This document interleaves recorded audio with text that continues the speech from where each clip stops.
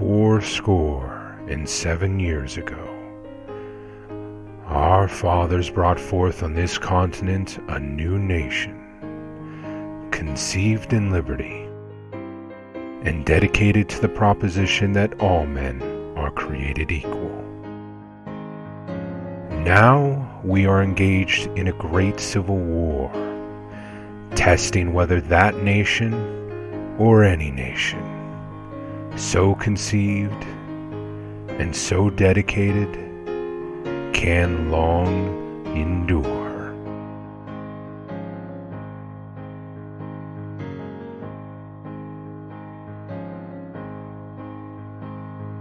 We are met on a great battlefield of that war. We have come to dedicate a portion of that field as a final resting place for those who here gave their lives that that nation might live. But in a larger sense,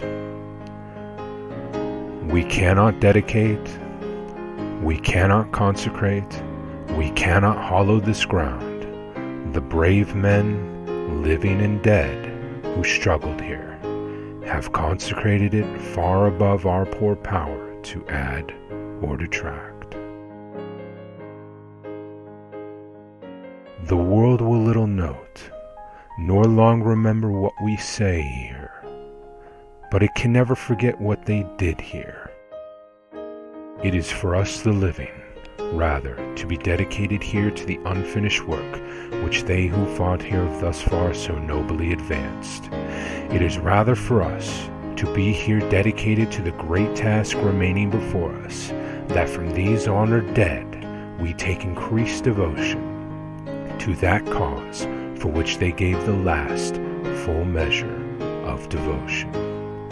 That we here highly resolve that these dead shall not have died in vain, and that this nation, under God, shall have a new birth of freedom, and that a government of the people,